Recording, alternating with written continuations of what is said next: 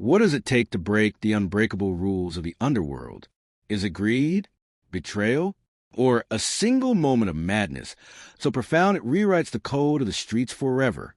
Imagine this. The most feared crime lord in Harlem, a man who built an empire on loyalty and ironclad trust, staring down the barrel of a gun. But this isn't a rival's hit. This is the one man sworn to take a bullet for him. His own shadow. His guardian. What happens in that split second when the protector becomes a predator? And how does a single gunshot not just shatter a life, but dismantle the very foundation of power in New York City's most notorious neighborhood? This is the story of the day Bumpy Johnson's world collapsed from the inside out. This is the story of the shot that broke all the rules.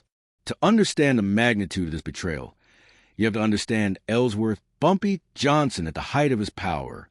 This wasn't just a gangster. This was the unofficial mayor of Harlem. The 1930s through the 50s were his kingdom. He wasn't a thug hiding in shadows. He was a sophisticated, feared, and paradoxically respected figure. He settled disputes, loaned money when banks wouldn't, and commanded a brutal, unshakable loyalty from his organization. His word was law, a law more reliable than the NYPD's. And at the core of this operation was a simple, sacred rule. Family and crew were everything. Betrayal was the only unforgivable sin, punishable by a fate worse than death. And closest to Bumpy, a constant, silent presence, was his personal bodyguard. This man was an employee. He was an extension of Bumpy himself. He knew every secret, every deal, every vulnerability. He was a human shield, the last line of defense in a world of constant danger. Bumpy trusted this man with his life. Every single day, in the jungle of Harlem, your bodyguard was your soul. And in this moment, Bumpy Johnson stood at the pinnacle, believing his fortress was impenetrable, unaware that the crack in his armor was the man standing right behind him. But pressure builds in even the strongest vaults. The conflict that led to the unthinkable wasn't a sudden outburst. It was a slow, toxic leak.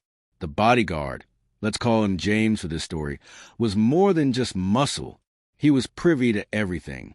He saw the immense profits from the numbers racket, witnessed the political payoffs, and absorbed the immense stress of maintaining an empire.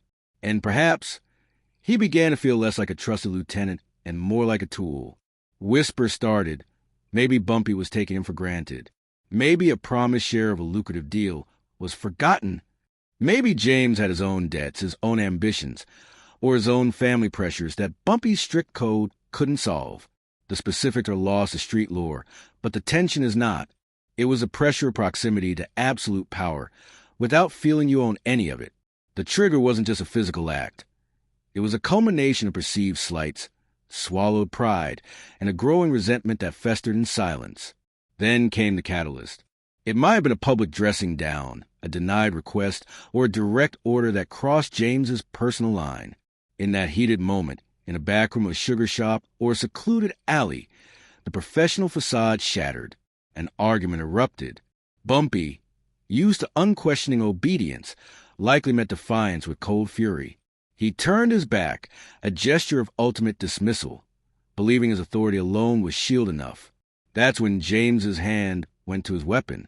This wasn't a planned hit for a rival. This was a personal, volcanic eruption of rage. He didn't aim from a distance. He closed the gap. He pressed the cold barrel of his revolver against the fabric of Bumpy Johnson's iconic overcoat at point-blank range. The world shrunk to the space between two men, and he pulled the trigger.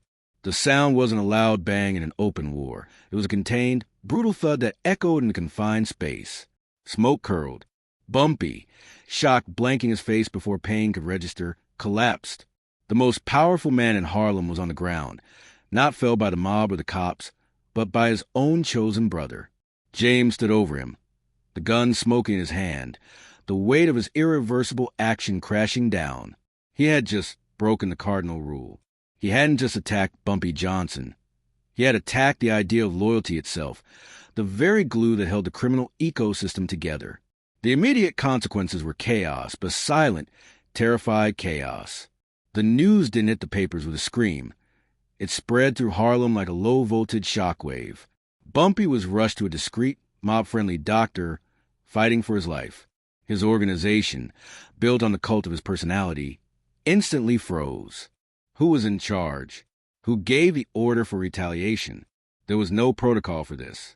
The rules said you die by an enemy's hand, not your brother's. James disappeared into the labyrinth of the city, a ghost haunted by his own actions. But the bigger consequence was a seismic shift in the street psychology. If Bumpy Johnson wasn't safe from his own, then no one was safe. The trust that facilitated huge illicit businesses evaporated overnight. Partnerships were scrutinized with paranoid intensity. Every side eye from an associate became a potential threat. The delicate ecosystem of Harlem's underworld, which Bumpy had meticulously balanced, was thrown into violent disequilibrium. Rivals saw blood in the water and began testing boundaries. Small-time crews got bold. Violence became more random, less controlled. The Johnson Code was broken, and in its place was a volatile free-for-all. Bumpy survived the shooting, but his invincibility did not. He returned to a different Harlem. The fear was still there, but it was now mixed with a new, unsettling pity. The king had been shown to be mortal, and worse, vulnerable to the most intimate kind of betrayal. His authority now had to be reasserted with even more brutal displays, not just maintained by reputation. The hunt for James was the most personal mission of his life, but it was also a public spectacle to restore a shattered image. So, what is the legacy of the shot that broke all the rules? It's a dark lesson in the paradox of power. Bumpy Johnson built an empire on control, but absolute control can blind you to the human emotions festering in your inner circle. The man who understood the streets better than anyone failed to see the rebellion in his own shadow. The legacy is that in a world governed by fear and money, trust is the most volatile currency of all. It can be your greatest asset or your most catastrophic liability. This event cemented Bumpy's legend not just as a kingpin, but as a tragic figure, a man who conquered an external jungle but fell to an internal mutiny. It reminded everyone, from street corners to boardrooms, that no fortress is impregnable if the guard at the gate decides to unlock the door. The rules Bumpy lived by were meant to protect him, but they were broken by the very person they were designed to empower. And in that broken trust lies the eternal, chilling warning. Sometimes, the greatest threat isn't the enemy at your gate. It's the ally holding the keys. The echo of that single, point-blank gunshot wasn't just the sound of a man being shot. It was the sound of an illusion shattering. And in Harlem, and in every seat of power, that sound never truly fades away. The immediate aftermath was a masterclass in controlled panic. Bumpy's inner circle, a council of hardened men who had seen every shade of violence, found themselves in uncharted territory. Their protocol was designed for external threats, a rival's incursion, a police raid, a territorial dispute. But this was a spiritual infection. The first hour was pure, silent triage. Bumpy, bleeding out on a floor that had seen fortunes change hands, was not taken to any public hospital. That would invite questions, warrants, and a loss of control. Instead, he was rushed to the back room of a dentist on 116th Street, a man whose medical license was questionable but whose discretion was purchased in full. The bullet, it was found, had torn through muscle and grazed bone a millimeter from a fatal artery. It was a wound of incredible symbolism, a message that came devastatingly close to being a final period.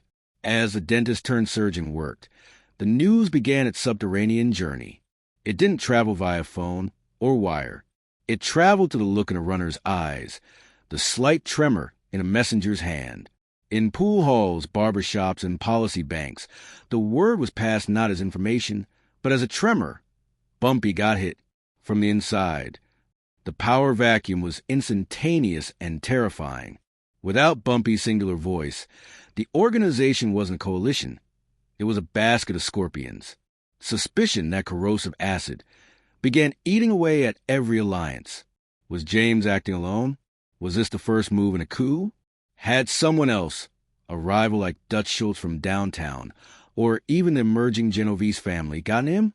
Every man in the room started mentally calculating his own safety, his own next move. The business, the vast, intricate machine of numbers running, protection schemes, and union payouts, ground to a halt. Money stopped flowing. Collectors grew nervous. The entire economic shadow of Harlem held its breath. James, the ghost at the center of the storm, vanished into the city's bloodstream. But his flight was not that of a triumphant assassin. It was a desperate, scrambling escape of a man who had committed the one act his world could not comprehend. He hadn't just killed a man. He had murdered a principal. He likely had no real plan, no sanctuary prearranged. He was a man adrift in a sea of consequences he hadn't fully imagined, holding a secret so hot it burned him from the inside. He would have moved through safe houses that suddenly felt unsafe, seeing betrayal in every face, because he had just become its living embodiment. The hunt for him was not a mere manhunt. It was a sacred crusade for Bumpy's loyalists. Finding and disposing of James became the only way to ritually cleanse the organization, to attempt to restore the sacred order he had defiled.